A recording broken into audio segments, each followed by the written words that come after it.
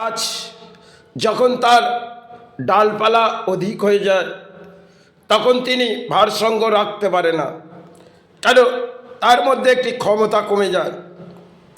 সে ক্ষমতাটা কেন, উপরের ভারসাম্যটা বেশি আর নিচের ভারসাম্যটা তার কমে গেল। সেরকম আমাদের দাম্পত্য জীবনে আমরা কিছু ডালপালা গজিয়ে ফেলি, যেটা হচ্ছে একটা বিবাহ হয়ে গেল, আর বিবাহ হয়ে যাওয়ার পর কিছু ডালপালা গজিয়ে গেল যেগুলো আগে ছিল না।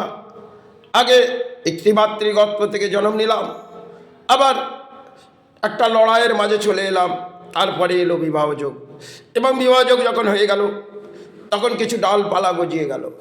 সেই ডালপালা যখন গজিয়ে গেল তার ভারসাম্য তিনি রাখতে পারলেন না। কিছু ক্ষেত্রে এগুলো ঘটে। তাই ডালপালাটা যেমন গাছেরও হয় তেমন আমাদেরও, আমরা যেগুলো আপন করে টানি সেগুলো আপন হয় না। কিছু ক্ষেত্রে আপন কি কারণে হয়, সেগুলো অর্থের কারণে। কারণ অর্থটা যখন আপনার থাকবে তাতে কিন্তু আপনাকে আপন ভাববে, আর যখনই অর্থটা আপনার কমে যাবে তখন এই পরায় দান আপনার হাত থেকে কমে গেল, তাহলে আপনি কিন্তু তুচ্ছ মানুষ। এই সমাজে আজকে দেখবেন নারীগুলো কিছু বলি পটায়, কেন আজকে বলি পটানোর যুগ, যেন খই পটানোর সময়টা তো হয়ে গেছে, খই এবং চাল বাজার পাটটা উঠে গেছে, এখন ফোনের মাধ্যমে বলি ফোটানোর যুগ। তাই তাদের সেই বোধ শক্তিগুলো মাতা পিতা দেয়নি, কেন মাতা পিতা একটা সময় কষ্ট করেছিল সেটা তাদের বোঝায়নি। তাই না বুঝে আজকে কোর্টের মাধ্যমে দেখবেন অধিক ডিভোর্স কেস। এগুলো কারণবশত কিছু আছে, কারণ মাতা পিতা যদি তাদেরকে বোধ শক্তি দিত যে কষ্টের মধ্যে জীবন কাটা, তাতেই সুখভোগ আছে। কিন্তু এখন সে সময়ের আবেগ আমাদের চলে গেছে, আর মাতা পিতারও বোধ শক্তি কমে গেছে। কেন কোনো সন্তান যদি মাতা পিতাকে ফোন দেয়, সে সন্তান যখনই ফোন দিলেন সে তার কন্যা সন্তানদের সাথে এমন কিছু ব্যাখ্যা করে বসে, সেগুলো কন্যা সন্তান আর মাতার সাথে বহু কিছু ব্যাখ্যা হয়, এবং এই ফোনের মাধ্যমে যেন উত্তাল হয়ে ওঠে। কেন ফোনটা একটা এমন একটা জিনিস, আজকে লজিক যেমন একটা ফোনের মাধ্যমে হয়ে গেছে, এই ফোনটা একটা যেমন কোনো ভাইরাস পড়লে ফোনটি খারাপ হয়ে যায়, তেমন এই ফোনের মাধ্যমে যে যোগাযোগ তাতে একটি ভাইরাস ছড়ায়। সে ভাইরাসটা আমরা মনে করি যেটা কোনো ভাইরাস নয়, এটা একটা করোনা জামের মতন ভাইরাস। আজকে বর্তমান দিনে ঘরে কিছু হলে যেন ইন্টারনেটের মধ্যে ছড়িয়ে গেল, আর সবাই এটাই আমরা করছি।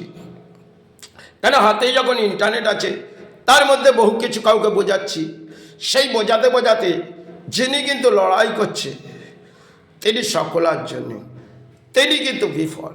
যাই হোক, এগুলো কিছু কারণবশত এ সমস্ত জিনিসগুলো মানব দেহের ক্ষেত্রে ঘটে।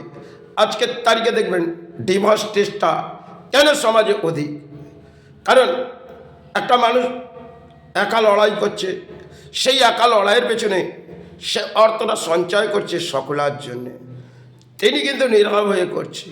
আর যদি তার বোন শক্তি না থাকে তাহলে সেখানে উপায় কিছু নেই। যেমন কোনো চাষের জমিতে যদি একটি বুনো ওল ঢুকে যায়, সেটা কিন্তু চাষির জমিটা ওল হয়তো চাষ করে বাজারে নিয়ে যাবে, তিনি কোনটা চিনবেন? ভালো ওল। কারণ এই ভালো মন্দ দেখতে দেখতে জীবনটা শেষ হয়ে যায়।